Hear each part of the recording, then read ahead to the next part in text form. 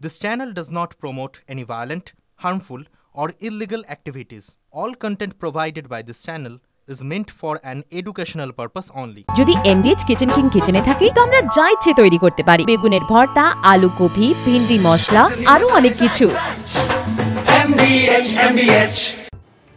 নমস্কার, দেখছেন টিভি9 বাংলা। দুপুরে সুপার প্রাইম টাইমে ফুল অ্যান্ড ফাইনাল নিয়ে আপনাদের সঙ্গে আমি অনির্বাণ, আর আমার সঙ্গে রয়েছেন আমার সহকর্মী শুভজিৎ। আজ ফুল অ্যান্ড ফাইনালের শুরুতেই যুদ্ধের খবরে চোখ রাখবো। অষ্টম দিনে পা দিল যুদ্ধ, ইরান ইসরায়েল যুদ্ধ, এবং অষ্টম দিনে আরো ভয়াবহ চেহারা নিল সেই যুদ্ধ। এবার তেল আভিভে ইসরায়েলের সেনা ঘাঁটিতে হামলা, আছড়ে পড়ল ইরানের বিধ্বংসী ক্ষেপণাস্ত্র, ধ্বংস আইডিএফ এর এয়ার ডিফেন্স সিস্টেম, এমনই দাবি ইরানের। দেখতে পাচ্ছেন এই মুহূর্তে টিভি9 বাংলার স্ক্রিনে ইরানের সেই বিধ্বংসী হামলার ছবি। তেল আভিভের এয়ার ডিফেন্স কিন্তু কার্যত এই মুহূর্তে কোনো ক্ষমতাহীন, তার কারণ ইরানের একের পর এক মিসাইল হামলা কিন্তু আছড়ে পড়ছে ইসরায়েলে। এবং দেখতে পাচ্ছেন যে যেভাবে আইডিএফ এর এয়ার ডিফেন্স সিস্টেম ইরান ভেঙে দিয়েছে বলে দাবি করছে, সেই দাবি কিন্তু অসার নয়। তার কারণ তেল আভিভ জ্বলছে এবং জ্বলতে থাকা তেল আভিভের এই ছবি, তেল আভিভে একের পর এক হামলার এই ছবি, এমনকি ইসরায়েলের স্টক এক্সচেঞ্জে পর্যন্ত হামলার ছবি ইরান কিন্তু প্রকাশ করে দিয়েছে। একমাত্র ভারতীয় চ্যানেল টিভি9 বাংলা ইরান ইসরায়েল যুদ্ধের এই খবর একেবারে গ্রাউন্ড জিরো থেকে প্রত্যেক দিন আপনাদের জন্য তুলে নিয়ে আসছে, প্রতি মুহূর্তে আপনাদের জন্য তুলে নিয়ে আসছে। ব্যাটলফিল্ডে টিভি9 এর মরণপণ করা জীবন বাজি রেখে রিপোর্টিংও আজ অষ্টম দিনেই পা দিল। ये एक सिविलियन इलाका है, ये एक कमर्शियल इलाका है, ये वो इलाका है जहां पर कई तरह के दफ्तर हैं। यहाँ पर ये वो इलाका है जहां पर अलग अलग आपके की टेक्नोलॉजी वाली कंपनियों के दफ्तर हैं, उनकी बिल्डिंग है, उनके स्टाफ या दूसरे और लोगों के क्वार्टर हैं जो यहाँ पर देख सकते हैं। आप चारों तरफ की यहाँ पर एक्टिविटी देखिए। टीवी9 की टीम इस वक्त भारत की अकेला ऐसा न्यूज़ नेटवर्क है जो इस वक्त यहाँ पर मौजूद है। और आप देखिए, जब यहाँ पर मिसाइल गिरे और जब यहाँ सब कुछ दहल गया, उसके बाद देखिए यहाँ पर माइक्रोसॉफ्ट के ऑफिस है, यहाँ पर दूसरी और जो टेक कंपनियां हैं उनके ऑफिस है। यहाँ पर अगर आप देखें तो खास करके कंप्यूटर टेक्नोलॉजी से जुड़े हुए, साइबर सिक्योरिटी से जुड़े हुए बहुत सारे जो कंपनियां हैं जिनके पास एडवांस टेक्नोलॉजी है, उनके दफ्तर दिखाई दे रहे होंगे आपको।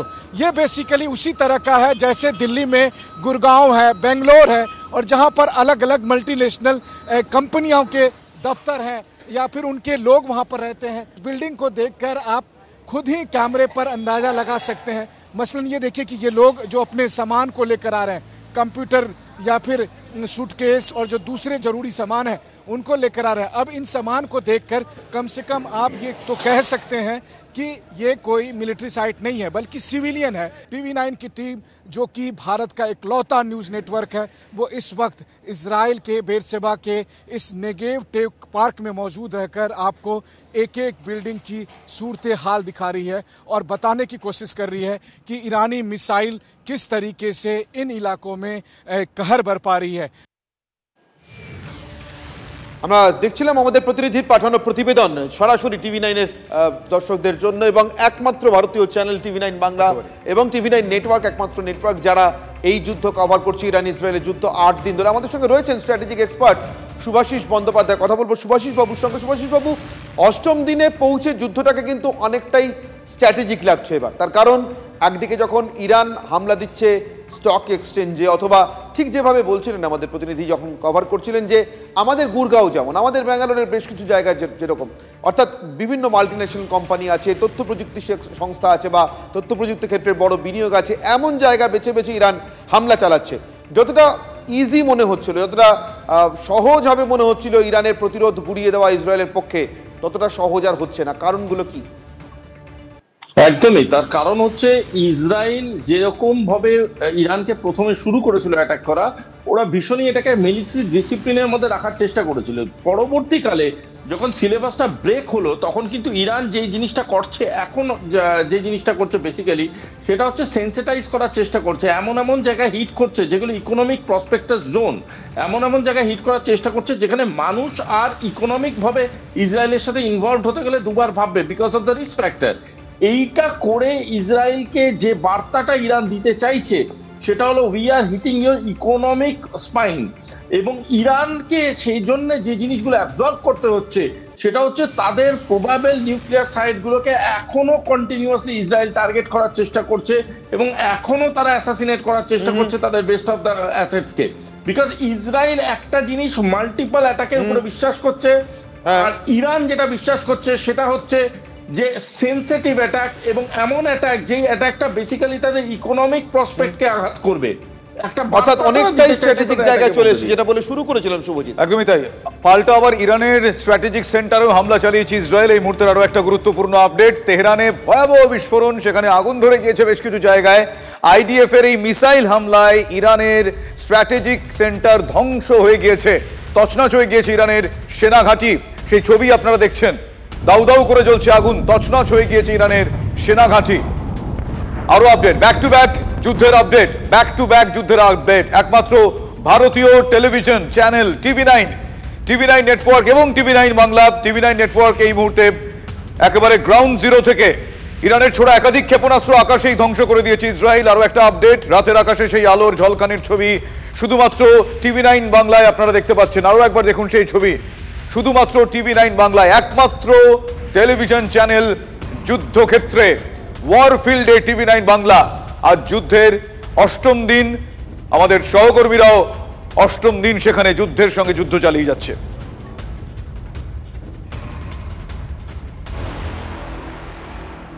আর এই মুহূর্তে সবচেয়ে বড় ব্রেকিং খবর, শ্যামাপ্রসাদ মুখোপাধ্যায়ের বাড়ির সামনে এই মুহূর্তে রীতিমতো ধস্তাধস্তি চলছে। দিবস সংঘাত এবার সরাসরি বিজেপি এবং তৃণমূল। কথা বলবো আমাদের প্রতিনিধি সৌরভ দত্ত, সরাসরি রয়েছেন ঘটনাস্থল থেকে, আমাদের সঙ্গে বিস্তারিত জানবো। সৌরভ, কি হচ্ছে, কি নিয়ে সমস্যা, গন্ডগোলের সূত্রপাত? দেখো, এখানে ভবানীপুরে শ্যামাপ্রসাদ মুখার্জির যে মূর্তি রয়েছে যোগবাবুর বাজার পেরিয়ে আশুতোষ মুখার্জি মেমোরিয়াল ইনস্টিটিউট, সেখানে যে মূর্তি রয়েছে সেই মূর্তিতে মাল্যদানের পর বিজেপি কর্মী সমাজেরা বাইক নিয়ে যেতে চাইছিলেন, র্যালি করতে চাইছিলেন।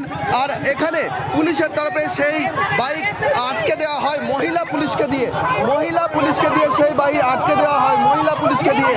এবং তার নিয়ে পুলিশের সঙ্গে রীতিমতো ধস্তাধস্তির পরিস্থিতি। এখানে মহিলা বিজেপি যারা মহিলা কর্মী সমর্থক রয়েছেন তারা একটি সেই বাইকটিকে আটকে দিয়েছে এক মহিলা পুলিশ। এবং সেই বিষয়টি নিয়ে পুলিশের সঙ্গে রীতিমতো ধস্তাধস্তির পরিস্থিতি। বিজেপি রাজ্য সভাপতি সুকান্ত মজুমদার এখানে রয়েছেন, এখানে কেন্দ্রীয় মন্ত্রী রয়েছেন, কিন্তু পুলিশের তরফে সাদা পোশাকে পুলিশ কর্মীরা রয়েছেন। এবং তারই মধ্যে একটি বাইককে কেন্দ্র করে রীতিমতো বিজেপি যারা কর্মী সমর্থক রয়েছেন তাদের সঙ্গে ধাক্কাধাক্কির পরিস্থিতি। আরও একটি জায়গায় সর্বত্র সেই ছবি। এখানে সুকান্ত মজুমদার তিনি নিজে হেলমেট পরে বাইকের উপর বসে রয়েছেন এবং পুলিশের তরফে সেই বাইকটিকেও আটকানোর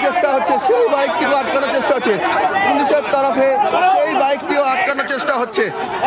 এখানে যারা বিজেপি যারা কর্মী সমর্থক রয়েছেন, বিজেপি রাজ্য সভাপতি সুকান্ত মজুমদার তিনি নিজে হেলমেট পরে রয়েছেন, তার সঙ্গে কথা কাটাকাটি চলছে।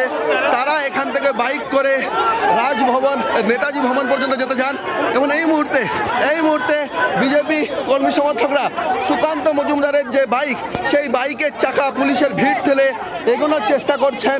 আর অন্যদিকে পুলিশেরাও কিন্তু বদ্ধপরিকর যাতে তিনি সেটি নিয়ে না যেতে পারেন। এদিকে অ্যারেস্ট করা হচ্ছে একেবারে। আমরা দেখতে পাচ্ছি সৌরভ যে বিজেপি রাজ্য সভাপতি সুকান্ত মজুমদার নিজে বাইকে বসে আছেন এবং তিনি বাইক চালানোর চেষ্টা করছেন এবং বাইক এগোচ্ছে, পুলিশের বাধা সরিয়ে বাইক এগোচ্ছে। পুলিশের এই প্রাথমিক বাধার কারণ কি ছিল, বাধা সরলেই বা কিভাবে? সৌরভ, যদি সবটা আমাদের বলো।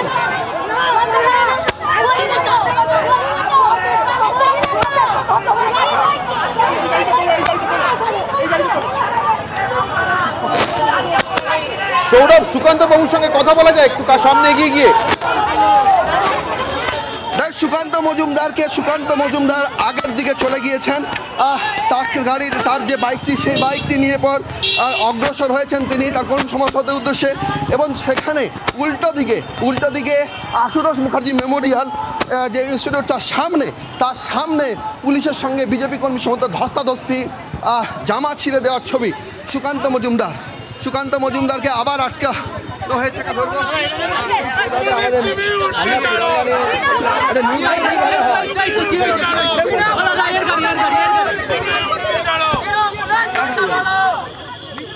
হচ্ছে কোথায়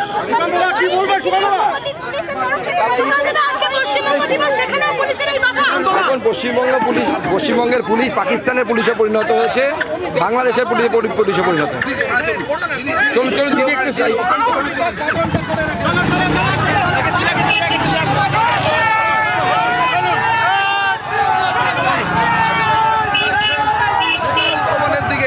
সেই ছবি নেতাজি ভবনের দিকে সভাপতি সুকান্ত মজুমদার তিনি এগিয়ে যাচ্ছেন। সামনে যা, গৌরবকে বলবো সামনে, আরো সামনে গৌরবকে বলবো আরো সামনে থেকে সেই ছবি দেখানোর জন্য গৌরবকে বলবো আরো সামনে থেকে সেই ছবি দেখানোর জন্য। সুকান্ত মজুমদার যাচ্ছেন, সুকান্ত মজুমদার রয়েছেন এখানে।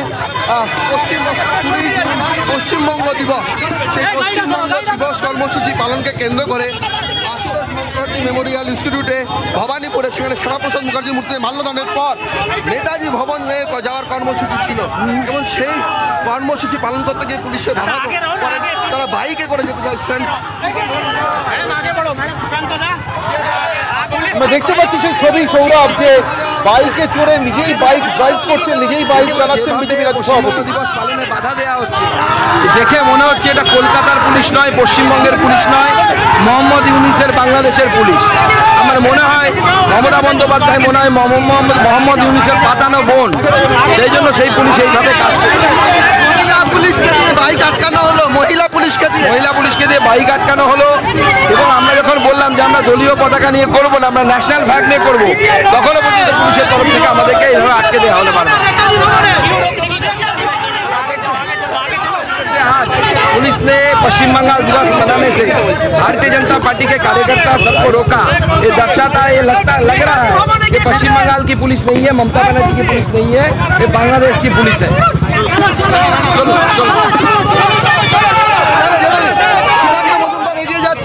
সুকান্ত মজুমদার এগিয়ে যাচ্ছেন। বাংলার রাজনীতিতে বাইকে চড়ে রাজনৈতিক নেতাদের ছবি এর আগেও বাংলার মানুষ দেখেছেন, এবং তার রাজনৈতিক তাৎপর্য বহুদূর পর্যন্ত বিস্তৃত হয়েছে। এবার দেখা যাচ্ছে যে 20 জুন পশ্চিমবঙ্গ দিবস কর্মসূচি পালনকে কেন্দ্র করে আশুতোষ মুখার্জি ভবানীপুর থেকে নেতাজি ভবন পর্যন্ত যে রাস্তা, তা বাইক র্যালি করে বিজেপির তরফে রাজ্য সভাপতি সুকান্ত মজুমদার নেতৃত্বে করতে চাওয়া হয়েছিল। পুলিশের বাধা পেয়ে অলিগলি হয়ে চক্রবেড়িয়া রোড ধরে বিজেপি রাজ্য সভাপতি সুকান্ত মজুমদার তথা কেন্দ্রীয় মন্ত্রী তিনি বাইকে করে যাচ্ছেন। তার সিকিউরিটি পিছনে বসে রয়েছেন, হেলমেট পরে বসে রয়েছেন সুকান্ত মজুমদার, পেছনে একজন সেন্ট্রাল সিকিউরিটি বসে রয়েছেন, এবং দু সার দিয়ে বিজেপি কর্মী সমর্থকরা রয়েছেন। ধীরে ধীরে চাকা গড়াচ্ছে বিজেপি রাজ্য সভাপতি সুকান্ত মজুমদারের কর্মসূচির চাকা গড়াচ্ছে। 20 জুন পশ্চিমবঙ্গ দিবস পালনের যে কর্মসূচি তার চাকা গড়াচ্ছে, যে চাকা গড়ানোর পথে তৃণমূলের তরফে আপত্তি জানানো হয়েছিল। স্বয়ং মুখ্যমন্ত্রী মমতা বন্দ্যোপাধ্যায় সাংবাদিক বৈঠক করে জানিয়েছিলেন যে পশ্চিমবঙ্গ দিবস কিসের পশ্চিমবঙ্গ দিবস, কার প্রস্তাবে এই পশ্চিমবঙ্গ দিবস। সেই জায়গার থেকে দাঁড়িয়ে পুরো পুলিশ বাধা, এমনটাই মনে করছেন বিজেপি রাজ্য সভাপতি সুকান্ত মজুমদার।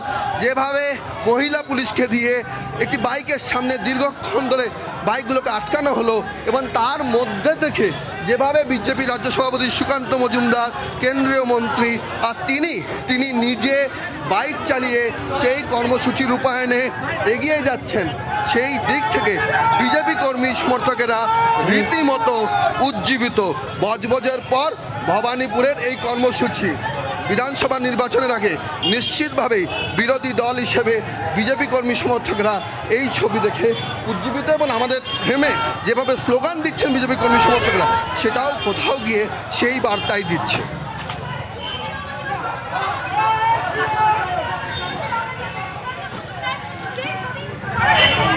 দেখো রীতিমতো দেখো এখনো এতখানি রাস্তা, এই যে গড় চক্রবেড়িয়া রোড, গঙ্গাপ্রসাদ মুখার্জি রোড, এই রোড ধরে ভেতরে যাচ্ছেন। এটা কিন্তু পশ্চিমবঙ্গ দিবসের কর্মসূচির পাশাপাশি এই যে দক্ষিণ কলকাতা তৃণমূলের গড় বলা হয় ভবানীপুর, সেই ভবানীপুরের মাটিতে বিজেপি রাজ্য সভাপতি সুকান্ত মজুমদার, কেন্দ্রীয় মন্ত্রী, তিনি এইভাবে গাড়ি চালিয়ে যাচ্ছেন। সেটাও কিন্তু কোথাও এই রাজ্য রাজনীতির নিরিখে গুরুত্বপূর্ণ একটা কর্মসূচি হিসেবে চিহ্নিত হয়ে থাকবে এবং সেটা বিলক্ষণ জানেন সুকান্ত মজুমদার এবং সেই কারণেই তিনি কিন্তু সেই কর্মসূচিকে মান্যতা দেওয়ার জন্য একেবারে সামনের সারি থেকে নেতৃত্ব দিচ্ছেন।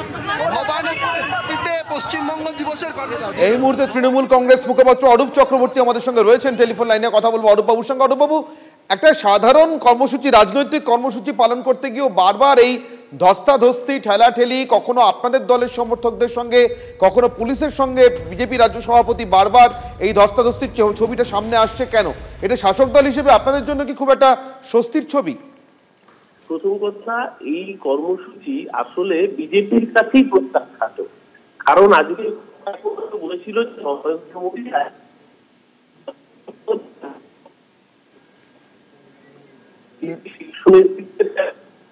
অরূপবাবু, আপনার আওয়াজ আমরা স্পষ্ট পাচ্ছি না, যদি হ্যাঁ এবার শোনা যাচ্ছে প্লিজ।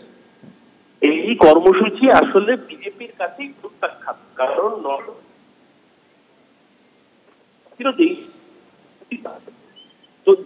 নিজের না কোনো কারণে অরূপবাবুর অডিও আমরা স্পষ্ট পেলাম না। চেষ্টা করছি আর একবার যদি অরূপ চক্রবর্তীর বক্তব্য আপনাদেরকে শোনাতে পারি। তৃণমূল কংগ্রেস মুখপাত্র, আমি এই মুহূর্তে আপনাদেরকে আরও একবার নিয়ে যাচ্ছি বিজেপি রাজ্য সভাপতি সুকান্ত মজুমদার, তিনি যেভাবে এগোনোর চেষ্টা করছেন। অরূপ চক্রবর্তী, আবার আমরা যোগাযোগ করতে পেরেছি তৃণমূল কংগ্রেস মুখপাত্র। অরূপবাবু, আপনি যা বলছিলেন। বলছি যে কর্মসূচি কার্যত বিজেপি শীর্ষ নেতৃত্বের কাছেই প্রত্যাখ্যাত। কারণ আপনারা জানেন যে নরেন্দ্র মোদী পশ্চিমবঙ্গ সফরে আসার কথা ছিল, নরেন্দ্র মোদী নিজেই সেই সফর বাতিল করেছেন। অর্থাৎ এই কর্মসূচিকে বিজেপির শীর্ষ নেতারাই গুরুত্ব দিচ্ছেন না। সেখানে আসলে সুকান্ত মজুমদারের সমস্যা হয়ে গেছে এক্সিস্টেন্সের। গতকালকে ও গিয়ে চোখ শুনেছে, গোটা দেশের মানুষ দেখেছে যে বাংলার মানুষের ন্যায্য প্রাপ্য হকের টাকা আটকে রেখেছিল বিজেপির সরকার। 2.5 বছর ধরে গরিব মানুষকে দিয়ে কাজ করিয়ে তাদের টাকা আটকে রেখেছিল চিটিংবাজি করে। তাই জন্য মানুষ চোর বলেছে। আজকে তার নিজের দলের মধ্যে গুরুত্ব বাড়াতে হবে বলে নিজের দলের লড়াই, ফুটেজ খাওয়ার লড়াই, এই ফুটেজ খাওয়ার লড়াইকে সুভাষচন্দ্র বসু বাসভবনকে ব্যবহার করলে বাংলার মানুষ আরো ধিক্কার জানাবে। কারণ নেতাজি সুভাষচন্দ্র বসু বারবার করে এই উগ্র সাম্প্রদায়িক রাজনীতির বিরুদ্ধে সোচ্চার হয়েছিলেন। যে উগ্র সাম্প্রদায়িক রাজনীতি দিয়ে বাংলাকে বিভাজন করতে চায় তাদেরকে বাংলা প্রতিহত করে।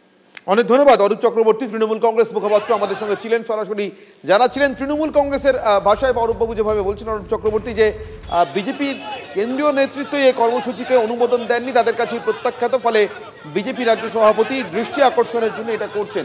কিন্তু এই মুহূর্তে যে ছবি আপনাদের সামনে, বিজেপি রাজ্য সভাপতি সুকান্ত মজুমদার শ্যামাপ্রসাদ মুখোপাধ্যায়ের মূর্তিতে মালা দেওয়ার পর এই মুহূর্তে সেখান থেকে, অর্থাৎ শ্যামাপ্রসাদ মুখোপাধ্যায়ের বাড়ি থেকে, ভবানীপুরের বাড়ি থেকে এলগিন রোডের নেতাজি সুভাষচন্দ্র বসুর বাড়ির দিকে যাওয়ার চেষ্টা করছেন এবং আপনারা দেখছেন অনেকটা পথে তিনি অগ্রসর হয়েছেন তার বাইকে চড়ে। কথা বলবো আমাদের প্রতিনিধি সৌরভ দত্ত এই মুহূর্তে সরাসরি আমাদের সঙ্গে রয়েছেন। সৌরভ, এই মুহূর্তে কি পরিস্থিতি? আমি তো সুকান্ত বাবুর আশপাশে তমগ্নকেও দেখতে পাচ্ছি, তমগ্ন ঘোষকে, উত্তর কলকাতা বিজেপি সভাপতি, আর কারা কারা রয়েছেন কর্মসূচিতে? যে বাইক, সেই বাইক এসে পৌঁছেছে পদ্মপুকুর রোডে, ভবানীপুরে আশুতোষ মুখার্জির বাড়ি থেকে। সেখানে শ্যামাপ্রসাদ মুখার্জির মূর্তিতে মাল্যদানের পর নেতাজি ভবন যাওয়ার কথা ছিল, মেন রাস্তা ধরে সেখান দিয়ে পুলিশের তরফে বাধা দেওয়া হয়। কর্মী সমর্থকদের যে বাইক, সেই বাইক আটকে দেওয়া হয়, পুলিশ কর্মীরা, মহিলা পুলিশ কর্মীদেরকে দিয়ে সেই বাইক আটকে দেওয়া হয়।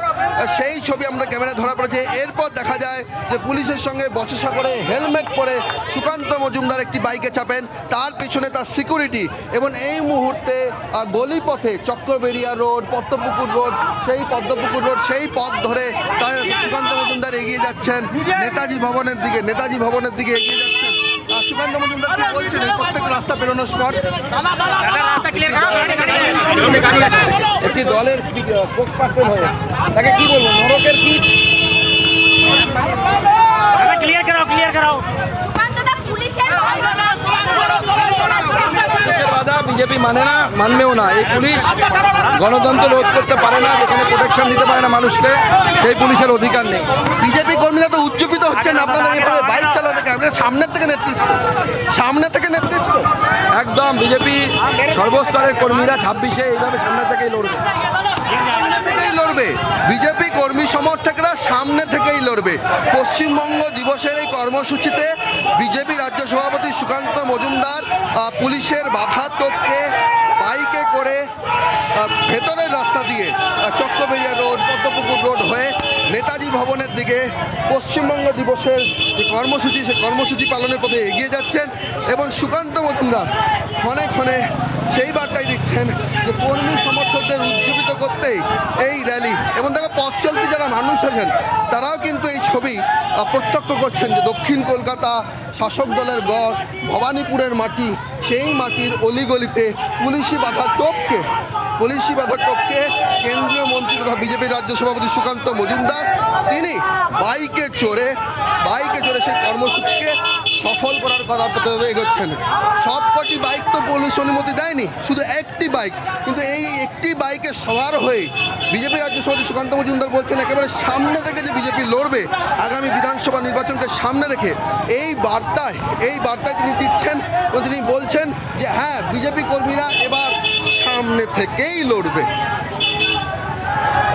সৌরভ, সুকান্ত বাবুর সঙ্গে আমি হাঁটতে দেখতে পাচ্ছি উত্তর কলকাতা জেলা সভাপতি বিজেপির তমগ্ন ঘোষ, আমি দেখতে পাচ্ছি স্বর্গীয় তপন শিকদারের ভাইপোকে দেখতে পাচ্ছি এখানে, সৌরভ শিকদার। এদের সঙ্গে একটু কথা বলা যায়। সুকান্ত মজুমদারের এই কর্মসূচি নিয়ে তারা হঠাৎ করে কি কোনো পরিকল্পনা করেছিলেন নাকি হঠাৎই তারা এভাবে বেরিয়ে পড়লেন একটা কর্মসূচি পালন করবার জন্য? এই কর্মসূচি যেভাবে আপনাদের রাজ্য সভাপতি সুকান্ত মজুমদার এগিয়ে যাচ্ছেন, আমি বুঝতে পারছি না। আমি এই পশ্চিমবঙ্গ ডক্টর শ্যামাপ্রসাদ মুখোপাধ্যায় সৃষ্টি করেছিলেন বলেই মমতা বন্দ্যোপাধ্যায় এখানে মুখ্যমন্ত্রী হতে পেরেছেন। দুর্ভাগ্য যে এই পশ্চিমবঙ্গে নেতাজি সুভাষচন্দ্র বসু বাড়ি যাওয়ার জন্য মমতা বন্দ্যোপাধ্যায় পুলিশ আটকে দেয় রাস্তায়। লজ্জা লাগে না? আপনি যুব মোর্চার নেতা, পুলিশি বাধা টপকে আপনাদের রাজ্য সভাপতি কেন্দ্রীয় মন্ত্রী সুকান্ত মজুমদার একা বাইকে চড়ে একটা পুলিশ আটকে দিয়েছে অন্যায়ভাবে। প্রত্যেকটা বাইকের কাগজ আছে, বৈধ, প্রত্যেকের লাইসেন্স আছে, তারপরেও আমাদের বাইকগুলোকে অন্যায়ভাবে আটকেছে। এটা কি এটা পশ্চিমবঙ্গের পুলিশ না বাংলাদেশের পুলিশ চালাচ্ছে মমতা বন্দ্যোপাধ্যায়? আপনারা উজ্জীবিত এই কর্মসূচিতে আমরা অবশ্যই লড়াই করব। পশ্চিমবঙ্গকে পশ্চিম বাংলাদেশ হতে দেব না। দেখো, গতি বাড়িয়েছেন বিজেপি রাজ্য সভাপতি সুকান্ত মজুমদার, বাইকের গতি বাড়িয়েছেন এবং গতি বাড়িয়ে সেই বাইক এতক্ষণ ধরে যেটা একটু ধীর গতিতে চলছিল সেই বাইকের গতি বেড়েছে এবং গতি বাড়িয়ে নেতাজি ভবনের দিকে অগ্রসর হয়েছেন বিজেপি রাজ্য সভাপতি সুকান্ত মজুমদার।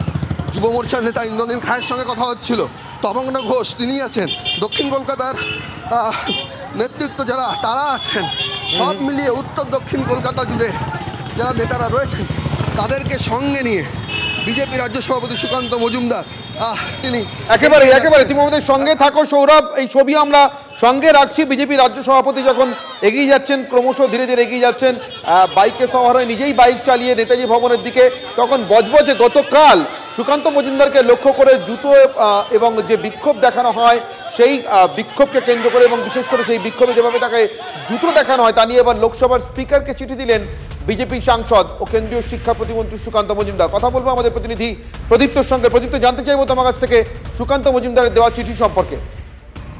দেখো, সুকান্ত বাবু স্পিকার ওম বিড়লাকে চিঠি লিখেছেন। গতকাল বজবজে যে ঘটনা ঘটেছিল আমরা দেখেছিলাম যে সুকান্ত মজুমদারের উদ্দেশ্যে জুতো ছোড়া হচ্ছে এবং মারামারি ঘটনাও সামনে এসেছিল। সেই বিষয় নিয়ে সুকান্ত মজুমদার তিনি স্পিকার ওম বিড়লাকে চিঠি লিখেছেন যে এই ঘটনা শুধু গণতন্ত্রের উপরে আঘাত নয়, সংসদকেও অবমাননা করা হয়েছে। তার কারণ একজন সংসদের সদস্যের ওপরে যেভাবে হামলা হয়েছে সেটা কোনোভাবেই কাঙ্ক্ষিত নয় এবং এই ঘটনা স্বাধিকার বঙ্গের সমান।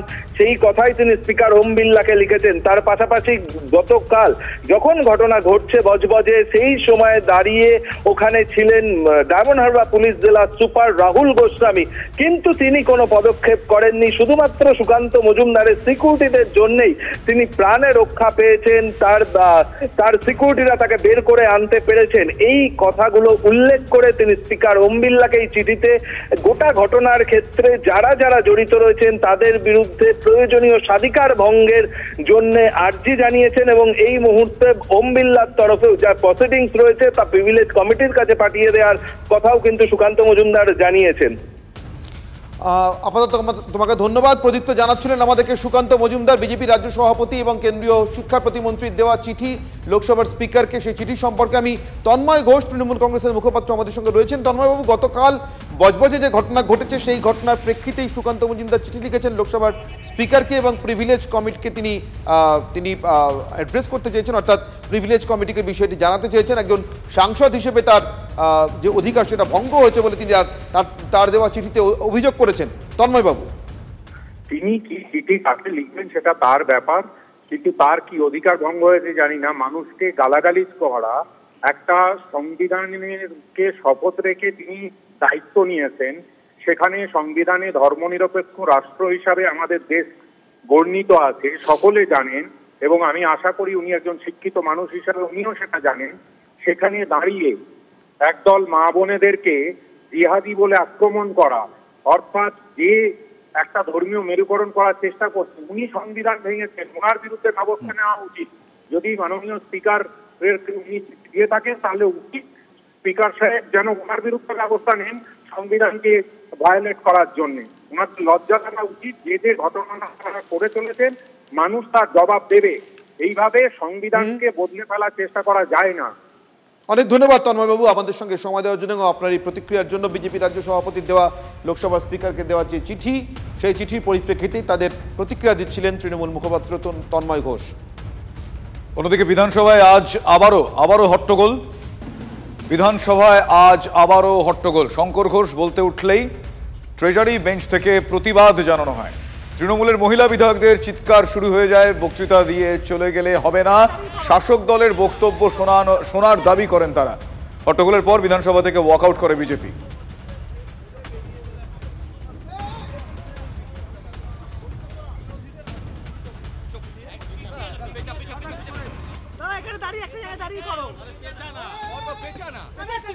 ওয়াকআউট সেই সময়কার ছবি, মুখে কালো মাস্ক পরে হাতে প্ল্যাকার্ড নিয়ে তারা আজকে যখন ওয়াকআউট করছিলেন সেই সময়কার ছবি। বিধানসভায় আজ ফের হট্টগোল। এই মুহূর্তে আরো একবার চোখ রাখবো সুকান্ত মজুমদার, বিজেপি রাজ্য সভাপতি, নেতাজি ভবনের প্রায় কাছে পৌঁছে গেলেন। আপনারা জানেন ভবানীপুরে শ্যামাপ্রসাদ মুখোপাধ্যায়ের মূর্তিতে মালা দেওয়ার পর তিনি আশুতোষ মুখোপাধ্যায় যে বাসভবন সেখান থেকে তার যাত্রা শুরু করেছিলেন নেতাজি মূর্তির উদ্দেশ্যে, এবং বাইকে চড়ে নিজেই বাইক চালিয়ে যাত্রা শুরু করেন সুকান্ত মজুমদার। প্রাথমিকভাবে পুলিশের সঙ্গে বচসা ধস্তাধস্তি হয় বিজেপি কর্মীদের, তার কারণ পুলিশ আরও একাধিক বাইক বিজেপি রাজ্য সভাপতির সঙ্গে যাওয়ার জন্য অনুমতি দেয়নি বা দিচ্ছিল না। বিজেপি রাজ্য সভাপতিকেও প্রাথমিকভাবে এগোতে দেওয়া হচ্ছিল না, কিন্তু শেষমেশ বাইক চালিয়ে সে বাধা অতিক্রম করে সুকান্ত মজুমদার প্রায় এই মুহূর্তে নেতাজি ভবনের প্রায় কাছাকাছি, ভবানীপুর এলগিন রোডের কাছাকাছি। দুপুরের সুপার প্রাইম টাইমে এই মুহূর্তে ফুল অ্যান্ড ফাইনালেই রয়েছি আমরা শুভজিৎ, এবং ফুল অ্যান্ড ফাইনালে এই মুহূর্তে যে খবরটা আপনাদের দেব, ভাতাতে আপাতত কোপ। চাকরিহারা অশিক্ষক কর্মীদের জন্য, অর্থাৎ গ্রুপ সি এবং গ্রুপ ডি কর্মীদের জন্য যে ভাতা চালু করেছিল রাজ্য সরকার, সেই ভাতা চালু নিয়ে মামলা হয়েছিল। সেই মামলাতেই হাইকোর্টে বড়সড় ধাক্কা গেল রাজ্য সরকার। বিস্তারিত জানবো আমাদের প্রতিনিধি শ্রাবন্তীর সঙ্গে কথা বলে। শ্রাবন্তী, জানতে চাইবো এই রায় সম্পর্কে। দেখো, মামলায় উঠে এসেছে বেশ কিছু প্রসঙ্গ যাদেরকে ভাতা দেওয়া হচ্ছে। বিচারপতি অমৃতা সিনহা সেটা জানতে চান যে কেন এই ভাতা দেওয়া হচ্ছে। তার কারণ যাদেরকে ভাতা দেওয়া হচ্ছে তাদের কাছ থেকে রাজ্য প্রতিদান হিসেবে কী পাবে। একই সঙ্গে তিনি প্রশ্ন করেন, যদি যেক্ষেত্রে দেখা যাচ্ছে যে শীর্ষ আদালত চাকরি হয়েছে এখানে দুর্নীতিভাবে, সেটার জন্য এই গোটা প্যানেল বাতিল করেছেন, তাহলে যদি তাদের ভাতা দেওয়া হয় তাহলে বেকাররা কেন ভাতা পাবেন না। ফলে মামলার প্রথম থেকেই এ বিষয়ে বারবার প্রশ্ন উঠেছিল আদালতে, এবং আজকের অন্তর্বর্তী স্থগিতাদেশ দেওয়া হয়েছে, অর্থাৎ রাজ্য সরকার যে বিজ্ঞপ্তি জারি করেছিল 20,000 টাকা ভাতা দেওয়ার কথা বলা হয়েছিল, আর আপাতত কোনো রকম ভাতা দেওয়া যাবে না। অন্তর্বর্তী নির্দেশ বহাল থাকবে সেপ্টেম্বর পর্যন্ত। যদিও মামলাকারীদের প্রশ্ন, আদতে কি সত্যি সাহায্য করতে এই ভাতা দেওয়া হয়েছিল, নাকি রাজ্য সরকার আরও বড় দুর্নীতি ঢাকতে এই ভাতা দেওয়ার কথা বলেছিল। কথা বলছিলাম আমাদের প্রতিনিধি শ্রাবন্তীর সঙ্গে, জানাচ্ছিলেন আমাদেরকে বিস্তারিতভাবে রায় সম্পর্কে এবং রায়ের পরিপ্রেক্ষিতে উঠে আসা কিছু প্রশ্ন সম্পর্কে, যেভাবে পর্যবেক্ষণে এসছে আদালতের ভিতর থেকে রায় দেওয়ার সময় এবং শুনানি চলবার সময়, সেগুলো নিয়ে জানাচ্ছিলেন আমাদেরকে যে আইনজীবী মামলা লড়েছেন, অর্থাৎ ভাতা বন্ধ করবার জন্য যিনি মামলা করেছিলেন ফিরদৌস শামীম। শুনে নেব তার বক্তব্য। সরকার একদমই যে গ্রুপ সি এবং গ্রুপ ডি এমপ্লয়িদের, যারা গ্রুপ সি গ্রুপ ডি শিক্ষাকর্মী ছিলেন, তাদেরকে ওই যে ভাতা দেওয়ার যে ডিসিশন নিয়েছিলেন মাসে 20,000 এবং 25,000, সেই ভাতা তারা দিতে পারবেন না। সেটিতে অন্তর্বর্তীকালীন স্থগিতাদেশ দিলেন মহামান্য বিচারপতি অমৃতা সিনহা। এই টাকা হলো জনগণের টাকা, জনগণের কাছ থেকে কর হিসেবে যে টাকা পান রাজ্য সরকার, সেই টাকা এইভাবে অপব্যবহার করতে পারে না। সিবিআই এর উপর নির্দেশ ছিল, যারা এই দুর্নীতির সঙ্গে যুক্ত, বিশেষ করে এই সাদা খাতা জমা দিয়ে যারা পেয়েছেন, এক্সপায়ারি অফ দ্য প্যানেলে যারা পেয়েছেন, তাদেরকে প্রয়োজনে সিবিআই কাস্টোডিয়াল ইন্টারোগেশন করতে পারে। একে এরা পয়সার বিনিময়ে চাকরি পেয়েছেন, তারপরে এদের কাস্টোডিয়াল ইন্টারোগেশন যদি হয় তাহলে এরা মুখ খুলতে পারে, তাহলে আরও অনেকের নাম আসতে পারে। এদের মুখ বন্ধ করানোর জন্য ঘুরপথে টাকা দেওয়ার বন্দোবস্ত করা। মুখ্যমন্ত্রী মমতা বন্দ্যোপাধ্যায় যেভাবে এই ভাতা চালুর কথা ঘোষণা করেছিলেন নবান্ন থেকে, একবার চোখ রাখবো তার সেই পুরনো ঘোষণায়। এখানে তো কথায় কথায় পিল খায়, সব পিল খেয়ে মানুষকে কিল দেয়। বাংলায় ওয়ার্ড, আমি ইংরেজি ওয়ার্ড বলছি না। খেতে দেওয়ার ক্ষমতা নেই, কিল মারার গোসাই প্রবাদ। রাজ্য মন্ত্রিসভার অনুমতিক্রমে ওয়েস্ট বেঙ্গল লেবার ডিপার্টমেন্টের আন্ডারে West Bengal livelihood and social security interim স্কিমের নামে একটি স্কিম আমরা তৈরি করেছি। এর মাধ্যমে সিদ্ধান্ত হলো যে ওই গ্রুপ সি ও ডি কর্মচারীদের 1 এপ্রিল থেকে 2025 1 এপ্রিল থেকে মাসে যতক্ষণ পর্যন্ত কোনো সিদ্ধান্ত না হচ্ছে, যথাক্রমে গ্রুপ সি 25,000 এবং গ্রুপ ডি 20,000 টাকা করে অনুদান দেওয়া হবে। এটা কমপ্লিটলি অর্থনৈতিকভাবে অপরাধ, এটা ফিনান্সিয়াল ইনডিসিপ্লিন এবং ট্যাক্স পেয়ারের মানি, রিজার্ভ ব্যাঙ্ক অফ ইন্ডিয়া থেকে ধার করা টাকা, স্টেট গভর্নমেন্টের বন্ড বিক্রি করা টাকা এইভাবে দেওয়া যায় না। তাই কোর্টের যে সাময়িক অর্ডার, ইন্টারিম স্টে, আমি বিরোধী দলনেতা হিসাবে একে ওয়েলকাম করছি। উনি 11 সাল থেকেই এ ধরনের ইলিগ্যাল কাজ করেন, এই প্রথম কোর্ট একটা অঙ্কুশ লাগালো এবং আটকালো। যদি ভাতা দিতেই হয় তাহলে 2016 সালে গ্রুপ সি ডিতে যতজন অ্যাডমিট কার্ড পেয়েছিল প্রত্যেকের ভাতা দেওয়া উচিত। মানবিক মুখ্যমন্ত্রী গ্রুপ সি গ্রুপ ডি যারা সদ্য সুপ্রিম কোর্টের রায়ে চাকরি হারা, তাদের সংসার যাতে চলে সেই কারণে মানবিক দিক থেকে একটা অন্তর্বর্তীকালীন রিলিফ দিচ্ছিলেন। সেটা আটকাতো কারা কোর্টে গেল, কারা কোর্টে গেছে, এদের দেখুন, এদের চিহ্নিত করুন। এবং কোর্টকে তো আবার কিছু বলা যাবে না, আপাতত অন্তর্বর্তীকালীন স্থগিতাদেশ দিলেন। বন্ধু, তোমার পথের সাথীকে চিনে নিও, পথে কে পাশে থাকে আর কারা চাকরি খাবো, অন্তর্বর্তীকালীন ভাতা পেতে দেব না, বিপদে পাশে থাকবো না, লোককে কষ্ট দিয়ে চোখে জল ফেলে তাই নিয়ে বিরোধী রাজনীতি করব, এদেরকে চিনে রাখতে হবে। চাকরিহারা অশিক্ষক কর্মীরা তারা আদালতের এই রায় শোনার পর তারা বলছেন যে যোগ্য অযোগ্য মিশিয়ে দেওয়ার কারণেই ভাতা আটকে গেল। কি বলছেন তারা, শোনাবো। যোগ্য অযোগ্য মিশিয়ে দিয়ে সরকার আসলে যোগ্যদের বিপদে ঠেলে দিচ্ছে এবং প্রত্যেকটা ক্ষেত্রে তারা কোথাও প্রতারিত হচ্ছেন। যোগ্য হওয়া সত্ত্বেও বেতন মিলছে না, মিলবে না ভাতাও, সংসার চলবে কি করে, এই প্রশ্ন থেকেই যাচ্ছে। ক্যামেরায় কল্যাণের সঙ্গে সুমন, টিভি9 বাংলা, কলকাতা।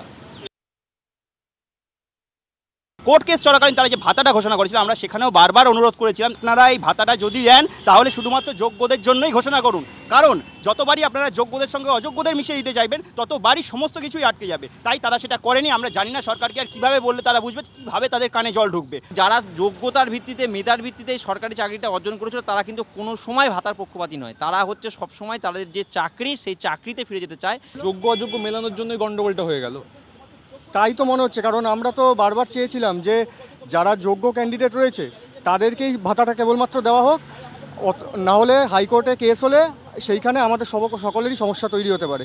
কিন্তু আজকে দেখা গেল যে সেই যোগ্য অযোগ্য মিলিয়ে মিশিয়ে গেল বলেই ভাতাটা স্টে অর্ডার মাননীয় বিচারপতি দিলেন।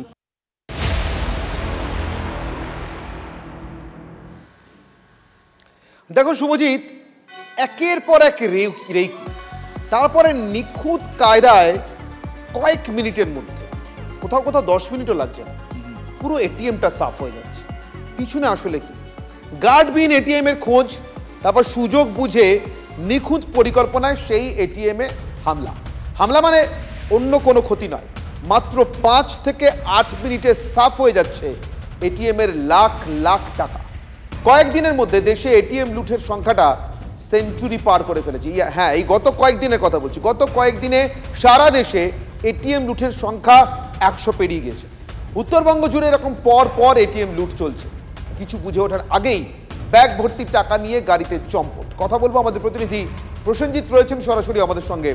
প্রসেনজিৎ, এখনো পর্যন্ত এই রহস্যের কোনো কুল কিনারা করতে পেরেছে পুলিশ? দেখো, ময়নাগুড়ি কাণ্ডে পুলিশ সাফল্য পেয়েছে, যেখানে 54 লাখ টাকা লুট হয়েছিল জোড়া এটিএম ভেঙে। তবে বেশ কিছু ট্রিক্স এরা ব্যবহার করছে, যেমন আমি ট্রিক্সগুলো একবার দর্শকদের উদ্দেশ্যে বলে দিই। প্রথমত, প্রত্যেকে এরা ভিন রাজ্যের বাসিন্দা এবং নির্দিষ্ট একটি স্টেটের বাসিন্দা নয়। কেউ ইউপি, কেউ হরিয়ানা, কেউ পাঞ্জাব, কেউ বিহারের বাসিন্দা। তারা যখন এই রাজ্যে আসছে বা যখন যে রাজ্যে যাচ্ছে সেই রাজ্যে তারা যে গাড়িটি ব্যবহার করছে সেই ধরনের অন্য কোনো একটি গাড়ির আসল নাম্বার প্লেট ব্যবহার করছে এবং আরও একাধিক ওই একই ধরনের গাড়ির নাম্বার প্লেট কিন্তু তারা সঙ্গে রাখছে। অর্থাৎ কোথাও সিসিটিভি ফুটেজে ওই গাড়ি চিহ্নিত হলে বা তাদের গতিবিধিকে পুলিশ সন্দেহজনক মনে করে তারা করলেই সুযোগ বুঝেই অন্য একটি নাম্বার প্লেট সেই গাড়িতে লাগিয়ে দিচ্ছে। দলে কজন থাকছে? দলে 5 থেকে 6 জন থাকছে। তার মধ্যে অন্তত 2 জন ওয়েল্ডিং মিস্ত্রি, যাদের কাজ নির্দিষ্ট। তারা এটিএমের ভিতর যাবে, ভল্ট কেটে টাকা বার করে নেবে। বাকি যারা রইল তাদের মধ্যে একজন গাড়ি স্টার্ট দিয়ে অপেক্ষা করবে, গাড়ি যেন কোনোভাবে বন্ধ না হয়। দ্রুত 5 থেকে 6 মিনিট 7 মিনিটের মধ্যে এটিএম লুটে নিয়ে তারা গাড়িতে এসে উঠবে। আর রইল বাকি আর যে 2 জন, তারা ওই গোটা এলাকায় গতিবিধির দিকে নজর রাখবে। কোথাও কোনো সন্দেহজনক কিছু দেখলেই দ্রুত বাকিদেরকে সতর্ক করবে এবং তুরন্ত একদম তৎক্ষণাৎ তারা কিন্তু ওই এলাকা ছেড়ে চলে যাবে। ময়নাগুড়িতে এটিএম লুটে সময় লেগেছিল মাত্র 8 মিনিট। দুখানা এটিএম ভেঙে সেখান থেকে 54 লাখ টাকা লুট করে তারা নিয়ে পালিয়ে যায়। গ্যাস কাটার থেকে শুরু করে অন্যান্য যে যন্ত্রপাতি যা দিয়ে এটিএম কাটা হবে তারা তাদের সঙ্গেই থাকছে এবং প্রত্যেকে এরা প্রশিক্ষিত।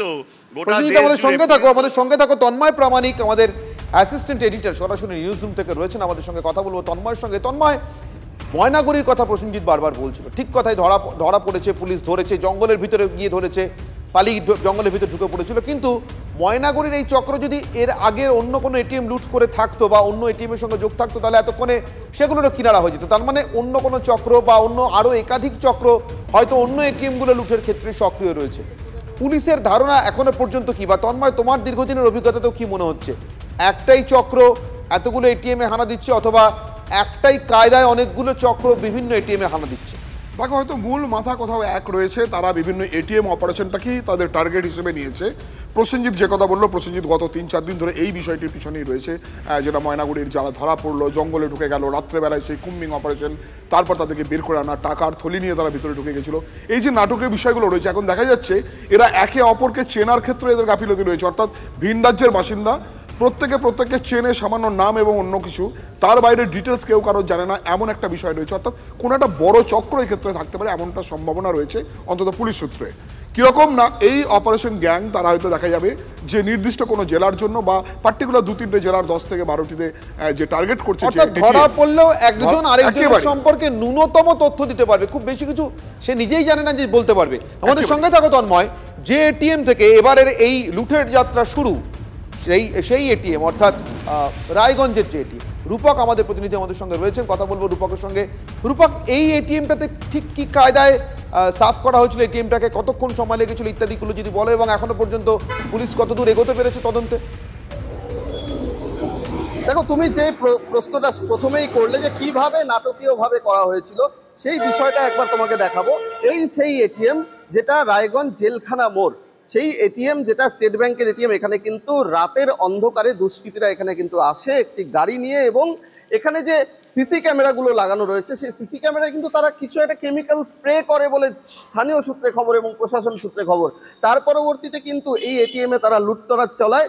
এবং এই এলাকাটা দেখাবো যে আমার ঠিক পেছনে এই জায়গাটা কিন্তু রায়গঞ্জ শহরের ভেতরে ঢুকছে। এখানে রায়গঞ্জ জেলখানা রয়েছে, সংশোধনাগার, এবং ঠিক সামনেই আমার ঠিক এই সামনে এটা কিন্তু পুরনো জাতীয় সড়ক, অর্থাৎ খুব সহজেই সন্তর্পণে জাতীয় সড়ক লাগোয়া এলাকায় এই দুষ্কৃতী দল তারা কিন্তু গাড়ি নিয়ে আসে, এবং তারপরে এই এটিএমে রাতের অন্ধকারে তারা কিন্তু লুটতরাজ চালায়। এবং তাদের একটি বিশেষ গাড়ি তারা নিয়ে এসেছিল, যেমনটা জানা যাচ্ছে কালো রঙের কোনো গাড়ি নিয়ে এসেছিল, এবং তার নাম্বার প্লেট চেঞ্জ করে দেওয়া হয়েছিল। পুলিশ এখনো পর্যন্ত কিছু এগোতে পেরেছে রূপক, যে কারা করলো কিছু জানতে পেরেছে পুলিশ? এমনটা কিন্তু পুলিশ সূত্রে জানা যাচ্ছে, এবং তারপরে তারা এলাকা ছেড়ে চম্পট দেয়। শুধু এই রায়গঞ্জ শহর লাগোয়া এই যে শহরের এই এটিএমই শুধু নয়, একই সঙ্গে একই দিনে কিন্তু একই সময়ে ইটাহারেও জাতীয় সড়কের পাশে একটি এটিএমে একইভাবে চুরি হয়েছিল। এবং এই ঘটনার পর থেকে কিন্তু এই এটিএম কিন্তু বন্ধ অবস্থায় রয়েছে। এখানে কিন্তু গ্রাহকরা তারা কিন্তু এসে ফিরে যাচ্ছেন, এবং তারা কিন্তু স্থানীয় বাসিন্দারা তারা কিন্তু রীতিমতো হতবাক এবং আমাদের সঙ্গে থাকো রূপক। আরো একবার ফিরে যাবো অ্যাসিস্ট্যান্ট এডিটর তন্ময় প্রামাণিক আমাদের সঙ্গে ছিলেন নিউজরুম থেকে। কথা বললাম আমাদের প্রতিনিধি রূপকের সঙ্গে রায়গঞ্জ থেকে, এবং এর আগে আমাদের সঙ্গে ছিলেন আমাদের আরেক প্রতিনিধি প্রসেনজিৎ। যবে থেকে মানে লুটমার হয়ে গেছে তবে থেকে বন্ধ। ঘটনাটা তো আমি অতটাও বেশি ডিটেলসে জানি না, তবে হ্যাঁ স্প্রে করে দিয়েছিল কিছুতে, মানে ক্যামেরাতে, তারপরে ও চুরি করে নিয়ে ডাকাতি করে গেছে। অন্যদিকে আহমেদাবাদ বিমান দুর্ঘটনার পর কলকাতা বিমানবন্দর কর্তৃপক্ষ অনেকটাই তৎপর হয়েছে। তার কারণ বিমানবন্দরের কাছে যে সমস্ত বহুতল থাকে, বহুতল রয়েছে ইনফ্যাক্ট, সেই সমস্ত বহুতল নির্মাণ নিয়ে অভিযোগ দায়ের করেছে কর্তৃপক্ষ। অসামরিক বিমান পরিবহন মন্ত্রকের কাছে অভিযোগ দায়ের হয়েছে। এয়ারপোর্ট অথরিটির অনুমোদনের পরেও কি করে বেশি উচ্চতার বহুতল, সে প্রশ্ন তারা তুলেছেন। আমার সহকর্মী রঞ্জিত এই মুহূর্তে আমার সঙ্গে রয়েছেন। রঞ্জিত, এয়ারপোর্ট অথরিটির তরফ থেকে বারবার অনুমোদনের পর, বারবার নিষেধাজ্ঞার পর কি করে দিনের পর দিন এভাবে এই বহুতলগুলো উঠেছে, এই প্রশ্নের উত্তর এবার খোঁজা হয়েছে। কতটা তৎপরতার সঙ্গে এই পদক্ষেপ করা হলো? দেখো, ইতিমধ্যেই কিন্তু তুমি জানো যে আহমেদাবাদের বিমান দুর্ঘটনার পরে বিমান চলাচলের ক্ষেত্রে অন্তরায় হয়ে দাঁড়িয়েছে বেশ কিছু বিমানবন্দরের এই বহুতল নির্মাণের ক্ষেত্রে। শুভজিৎ, তুমি জানো যে এয়ারপোর্ট অথরিটির ক্ষেত্রে অর্থাৎ 20 কিলোমিটার পেরিফেরির মধ্যে এয়ারপোর্ট অথরিটির এনওসি নিতে হয়, এবং এনওসি নেবার পরে সেই বিভিন্ন পৌরসভাগুলো থেকে অনুমতি নিয়ে তবে নির্মাণ হয়। এবং সেই নির্মাণের ক্ষেত্রে এয়ারপোর্ট সংলগ্ন এলাকাগুলো অর্থাৎ 5টি পৌরসভা রয়েছে, তোমাকে জানিয়ে রাখি, মূলত দমদম, উত্তর দমদম, মধ্যমগ্রাম, নিউ ব্যারাকপুর এবং বিধাননগর কর্পোরেশন। এই সমস্ত কর্পোরেশনগুলোতে বহুতল নির্মাণের ক্ষেত্রে এয়ারপোর্ট অথরিটি অর্থাৎ ডিজিসিএ অর্থাৎ অসামরিক বিমান পরিবহন মন্ত্রক যে সূত্র মারফত যেটা জানা যাচ্ছে, তাদের যে নির্দেশিকা আছে, অর্থাৎ বিমানবন্দর সংলগ্ন বিধাননগর পৌর নিগমের 6 নম্বর ওয়ার্ডে কৈখালিতে একটি নির্মাণ হয়েছে। ওই এলাকায় কোন কোন ক্ষেত্রে এই ধরনের অমান্য করা হয়েছে এমন নিদর্শন দেখতে পাওয়া গিয়েছে? এরকম অসামরিক বিমান পরিবহন মন্ত্রকের কাছে 7টি অভিযোগ দায়ের করা হয়েছে। ধন্যবাদ রঞ্জিত।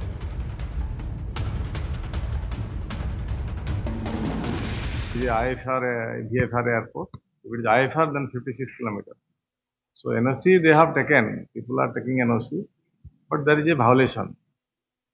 Some height they have taken and they have increased their height. So that is a violation, and that has to be, for which we have issued them notice to demolish the structure, and they have not, they have replied, but again that is being examined and we have sent it to DGCA. So we are waiting for the direction. This jurisdiction में आता है, this is obstacle हो building, not only building, there are also trees, there are also high-rise towers. So we have kept them in loop.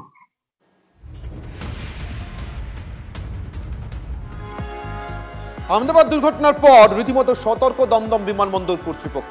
বিমান ওঠানামার funnel জোনে বিপদ বাড়াচ্ছে বহুতল এবং গাছ। মধ্যমগ্রাম পুরসভাকে গাছ কাটা এবং লাইট পোস্টগুলোর উচ্চতা কমানোর জন্য পরামর্শ দেওয়া হলো। বিমানবন্দরের 1 কিলোমিটারের মধ্যেই রয়েছে একাধিক বহুতল। এয়ারপোর্ট অথরিটির অনুমতিতেই তৈরি হয়েছে সেই বহুতলগুলি। বহুতল ভাঙার কোনো নির্দেশিকা এখনো পর্যন্ত আসেনি বলে বাসিন্দাদের জানানো হয়েছে।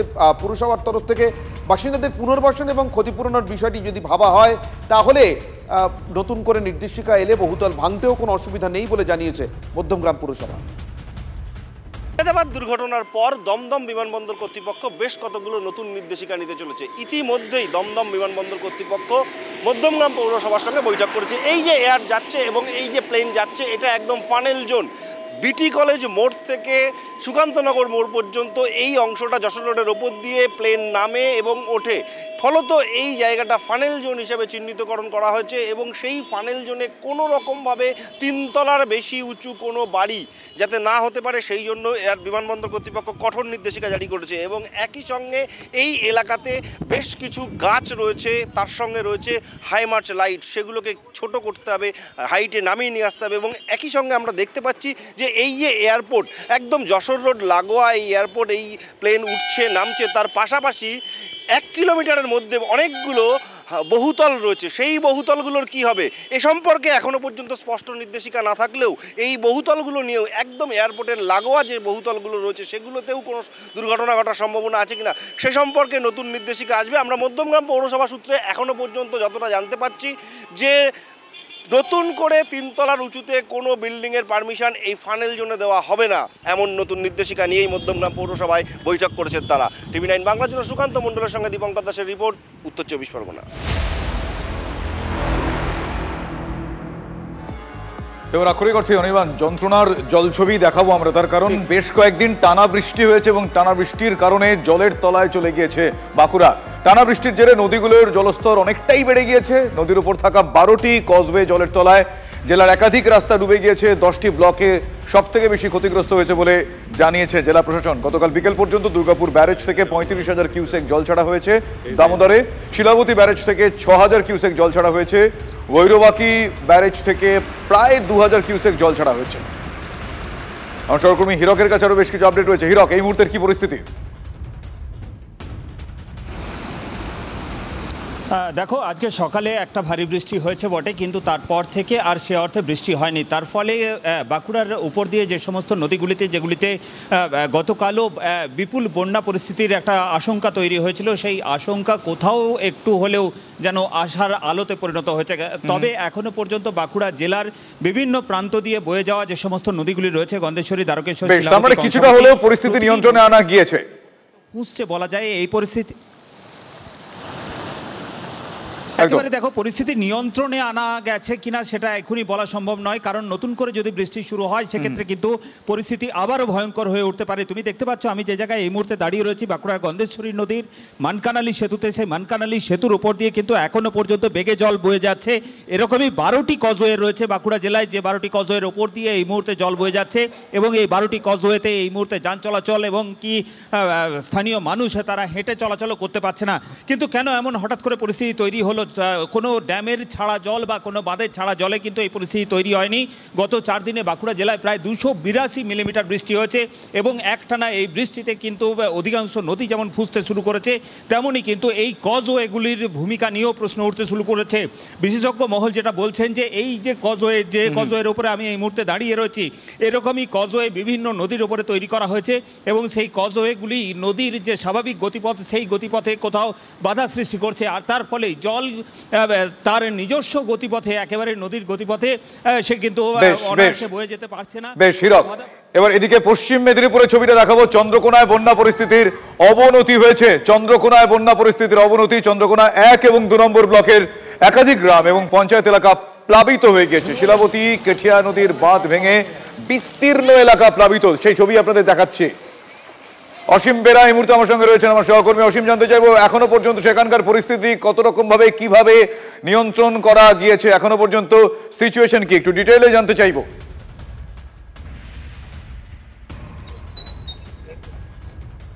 দাদা দেখো, একেবারেই যেটা বলা যেতে পারে প্রতিনিয়ত যত সময় গড়াচ্ছে তত কিন্তু ভয়াবহ আকার ধারণ করছে বন্যা পরিস্থিতি। আমি একটা ছবি দেখাবো, দেখতে পাচ্ছ এই মুহূর্তে কিভাবে যে জলের স্রোত, এই জলের স্রোত বইছে, এই স্রোত কিন্তু গ্রামগঞ্জে ছড়িয়ে পড়ছে। চন্দ্রকোনা 1 ও 2 নম্বর ব্লকের বিস্তীর্ণ এলাকা প্লাবিত। দেখো ইতিমধ্যেই কিন্তু কিছুক্ষণের মধ্যে মানুষ মেয়ে উপস্থিত হবে। দেখো জেলা প্রশাসনের একাধিক আধিকারিক উপস্থিত হয়েছে। ইতিমধ্যে আমরা পেয়েছি চন্দ্রকোনা থেকে অজিত মাইতি, জেলা তৃণমূলের সভাপতি অজিত মাইতি, জেলা পরিষদের সভাপতি তিনি এসেছেন। অজিত দা কি দেখলেন, কি বলবেন? দেখলাম বন্যা খুব বাড়াবাড়ি আকার ধারণ করেছে। গতবারেও এখানে এই বন্যাটা হয়নি, খুব বাড়াবাড়ি আকার। কিন্তু একটা জিনিস আমি দেখলাম, মাননীয় মুখ্যমন্ত্রী নবান্ন থেকে কালকে ডিপার্টমেন্টের সমস্ত অফিসারদের পাঠিয়ে দিয়েছেন। উনি খুব সিরিয়াসলি নজর রেখেছেন বন্যার উপরে। ওনার মানুষের প্রতি দরদ অত্যন্ত ভালো আছে। এবারে মাননীয় মন্ত্রী এসেছেন, আজকে ডিএম আছেন, এসপি আছেন, ডিপার্টমেন্টাল আধিকারিকরা আছেন, বিডিও, ওসি, সমস্ত আমাদের গ্রাম পঞ্চায়েত, পঞ্চায়েত সমিতি, জেলা পরিষদ, আমিও এসেছি সকাল থেকে। এসে আমরা চতুর্দিক ঘুরে দেখছি মানুষকে যতটা লাঘব দেওয়া যায়, যতটা মানুষকে কষ্টের হাত থেকে বাঁচানো যায়, আমরা একদম জিরো ডেথ চেষ্টা করছি। দাদা বৃষ্টির জলেই চন্দ্রকোনা ডুবলো, এবারে ডুববে ঘাটাল। মাস্টার প্ল্যানের কি পরিস্থিতি? বাকি মাস্টার প্ল্যানের সঙ্গে এটার কোনো ব্যাপার নয়, মাস্টার প্ল্যান ঘাটালে চলছে। এই মুহূর্তে তাদের তরফ থেকেও চেষ্টা জারি রয়েছে। অন্যদিকে পশ্চিম মেদিনীপুরের গড়বেতার, সেখানে চাষে ব্যাপক ক্ষতি হয়েছে। গড়বেতার মাইতা সহ আশপাশের এলাকায় একেবারে জলের তলায় চলে গিয়েছে কৃষি জমি। আমার সহকর্মী দেবব্রত রয়েছেন সেখানে। দেবব্রতর কাছ থেকে আমি জানতে যাবো, দেবব্রত এই মুহূর্তে সেখানকার ছবিটা একবার তুলে ধরো এবং পরিস্থিতি সামাল দেওয়ার জন্য কি কি বন্দোবস্ত এখনো পর্যন্ত গৃহীত হয়েছে। দেবব্রত। প্রথমে আমি আমার সহকর্মীকে দেখাতে বলবো ছবিটা, যে গতকাল আমরা যে ছবি দেখিয়েছিলাম আজকে কিন্তু সম্পূর্ণ উল্টো ছবি। এলাকায় কোথাও জল নেই, কিন্তু যেভাবে সবজির ক্ষতি হয়েছে, এখানে মূলত সবজি চাষ হয় এবং সেই সবজি চাষেরই ক্ষতি হয়েছে। এখানে একজন স্থানীয় বাসিন্দা রয়েছে, তার সাথে যদি আমরা একটু কথা বলি তাহলে আরো ডিটেলসটা পেয়ে যাবো। দাদা এখানে তো মূলত সবজি চাষ হয়? এখানে শুধু সবজি চাষে, মানে সবজির কি ব্যাপক পরিমাণে ক্ষতি? ব্যাপক পরিমাণে ক্ষতি, এখানে সবজি চাষের উপরে সব নির্ভর, ব্যাপক সবই ক্ষতি হয়েছে। মানে এই কতটা চাষ হয় এখানে? মোটামুটি এখানে বহুত চাষ হয়। আপনার ব্রাহ্মণ জেলা বা রাজ্যের সবজি কি এখান থেকেই যায়? হ্যাঁ, জেলা বা রাজ্যের সবজি এখান থেকেই যায়। দেখো ঠিক সেম হইতে আমার সহকর্মীকে আরেকবার সেই ছবিটা, মাঠের ছবিটা দেখাতে বলবো। মাঠে যেভাবে এখানে মূলত কুঁদরি, ঝিঙ্গা, পটল, শশা এই সমস্ত চাষ হয়ে থাকে। সবজি চাষ হয় মূলত জেলা বা রাজ্যের বিভিন্ন জায়গাতেই, কিন্তু এই গড়বেত এলাকা থেকে সবজি সরবরাহ হয়। কিন্তু সেই সবজির চাষ এবারে টান পড়বে, সবজিতে এবার টান পড়বে বলেই কিন্তু গতকালকেই জানিয়েছিলেন এখানকার চাষিরা। আজকেও ঠিক প্যারালাল হইতে বিভিন্ন চাষির বক্তব্য আমরা তুলে ধরেছি। তারা কিন্তু একই কথা বলছেন যে সবজি যেভাবে একই ছবি প্রায় দেখতে পাওয়া যাচ্ছে। কিন্তু খানাকুলের মানুষজন সেখানে ডিভিসি জল ছাড়তে তারা ভয়ঙ্কর আতঙ্কে। 9 মাসেও মুন্ডেশ্বরী নদীর বাঁধ সংস্কারের কাজ শেষ হয়নি। জলের পরিমাণ আরো যদি বাড়ে তাহলে বানভাসী হওয়ার আশঙ্কা। কেন এতদিনও বাঁধ মেরামতি হয়নি, কেন বাঁধের টেন্ডারে দেরি, রাজ্য সরকারের গাফিলতির দিকেই বিজেপি বিধায়ক আঙুল তুলেছেন। আমার সহকর্মী তন্ময় বৈরাগী এই মুহূর্তে রয়েছেন সেখান থেকে। তন্ময়, এখনো পর্যন্ত অভিযোগ তারা দিনের পর দিন তুলেছেন, কিন্তু এখন যা পরিস্থিতি তাতে তো আতঙ্কে দিন কাটাচ্ছেন। কি বন্দোবস্ত তড়িঘড়ি গৃহীত হতে পারে বা আদৌ হয়েছে? দেখো শুভজিৎ, 2024 সালের যে বন্যা গেছে, সেই বন্যাতে কিন্তু এই খানাকুলের মুন্ডেশ্বরী নদীর বাঁধ ভেঙেছিল চিংড়া গ্রাম পঞ্চায়েতের 24পুর বলাই চকে। বলাই তারপর থেকে বন্যা কেটে গিয়েছে, শীতকাল গেছে, কিন্তু বাঁধ সংস্কার হয়নি। স্থানীয় মানুষজনের অভিযোগ, তারা আতঙ্কে আছে, যদি আবার ডিভিসি জল ছাড়ে তাহলে এই বাঁধ দিয়ে কিন্তু আবার গ্রামের পর গ্রাম ডুববে এবং হাওড়ার একটা বিস্তীর্ণ অংশ কিন্তু জলের তলায় আবার কিন্তু চলে যাবে। স্থানীয় মানুষজনের অভিযোগ যে প্রায় 9 মাস কেটে গেছে, 3 মাস আগে থেকে বাঁধ সংস্কারের জন্য কাজে হাত লাগিয়েছে সেচ দপ্তর, কিন্তু 3 মাস কেটে গেছে, তাতেও কিন্তু বাঁধ সংস্কার হয়নি। আমরা যে ছবিটা দেখতে পেয়েছি যে কেবলমাত্র কয়েকটি শালবোল্ডা গাড়া হয়েছে এবং বালির বস্তা এবং মাটির বস্তা দিয়ে কাজ শুরু করা হয়েছে। কিন্তু যদি ডিভিসি জল ছাড়ার পরিমাণ ডিভিসি জল ছাড়লে পরিস্থিতি ভয়াবহ হতে পারে, সেই আশঙ্কায়, এই আতঙ্কে তারা দিন কাটাচ্ছেন। সেই ছবি আপনারা দেখছিলেন। অন্যদিকে খানাকুলের বন্যা পরিস্থিতি দেখতে গিয়ে বিক্ষোভের মুখে পড়তে হয়েছে মুখ্য সচিবকে।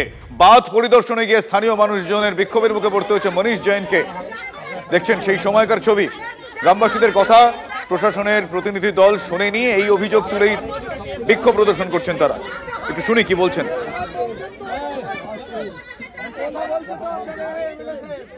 তাদেরকে বলা হয়েছে, তারা বলছে যে বাঁধ হবে, এরপরে বাঁধ, এই বাঁধটা হয়ে গেলে তারপরে করবে, কিন্তু আমাদের বক্তব্য যে আমাদের করে দিতে হবে, আমাদের চাই।